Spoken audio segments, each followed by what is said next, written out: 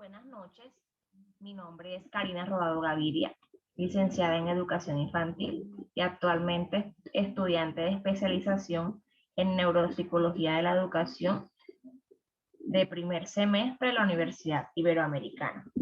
En este espacio les voy a compartir información relacionada con las patologías de las funciones ejecutivas, un tema que sin duda es de importante abordaje porque nos permite conocer toda la sintomatología y dificultades que experimenta nuestro cerebro, específicamente el área prefrontal, al desempeñar todas las funciones que nos ayudan a regular la conducta y comportamiento. Sin embargo, antes de hablar de patologías, es importante considerar el concepto de funciones ejecutivas.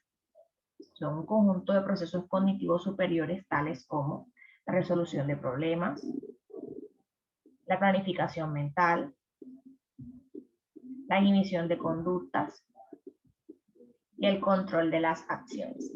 Las funciones ejecutivas se encuentran constituidas en la zona prefrontal del cerebro y nos permiten transformar nuestros pensamientos en decisiones, planes y acciones. Para Etus y Benson, 1986, las funciones ejecutivas incluyen muy variados aspectos que se relacionan con los procesos cognitivos y emotivos. Las funciones ejecutivas son responsables directas o indirectas de todas las funciones que realiza el lóbulo frontal. Desde un enfoque localizacionista se destacan de manera específica las siguientes funciones ejecutivas: inteligencia, atención, memoria, lenguaje, control motor, regulación de la actividad emocional.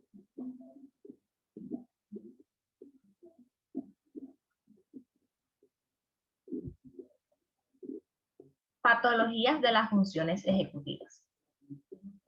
Las patologías de las funciones ejecutivas corresponden al síndrome frontal, que es un concepto muy amplio que abarca el conjunto de síntomas cognitivos y conductuales que se observan tras las lesiones en el corteza prefrontal. Es muy importante saber que al hablar de patologías de las funciones ejecutivas estamos hablando de una lesión directa en el corteza prefrontal.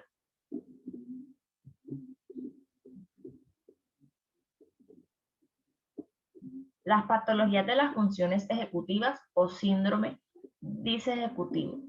Las lesiones del área prefrontal producen un patrón de síntomas denominados genéricamente síndrome disejecutivo.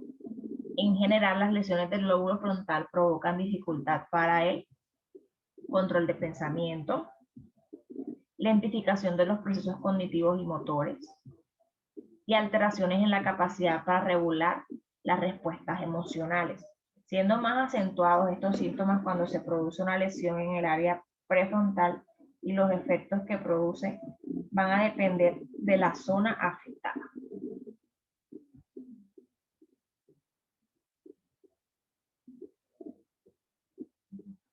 Genéricamente, el síndrome disejecutivo produce las siguientes manifestaciones: pérdida de la capacidad para planificar, anticipar, monitorizar o inhibir la actividad mental, dificultad para realizar tareas de modo concentrado con déficit atencional y distractividad, incapacidad para establecer categorías o abstraer ideas, pérdida de la flexibilidad cognitiva, tendencia a la perseveración y rigidez del comportamiento. Alteraciones en la personalidad, el humor y las emociones con incremento de la impulsividad y desinhibición del comportamiento.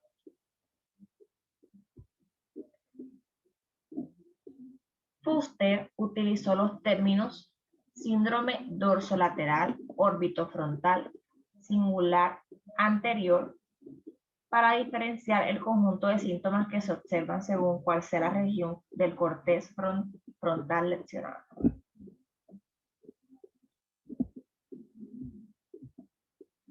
Patologías de la corteza dorsolateral.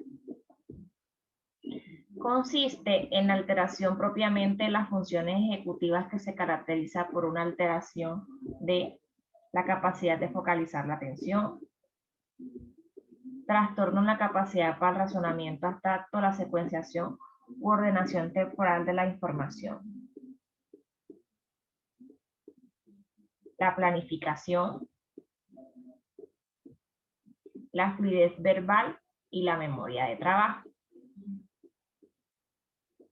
Es normal que estos déficits puedan acompañarse de apatía o de depresión. Aquí tenemos de manera más específica la sintomatología que se presenta al haber una lesión en el área dorsolateral, incapacidad para generar nuevas hipótesis, dificultad para la resolución de problemas complejos, pérdida de flexibilidad mental y acusada tendencia a perseverar, disminución de la fluidez verbal, pérdida de estrategias para realizar nuevos aprendizajes, deficiencias para iniciar la programación motora, dificultad para realizar actividades motoras alternantes, alteración del recuerdo temporal de acontecimientos, trastornos pseudodepresivos. Patologías de la corteza órbitofrontal. Afecta fundamentalmente a la inhibición de impulsos, por lo que el paciente se muestra inadecuado en el contexto social, desinhibido en su conducta incluso alimentaria o sexual, hiperactivado en el movimiento, distractivo y sin capacidad para el juicio moral. Son personas que les cuesta mucho regular su parte comportamental, no inhiben sus emociones.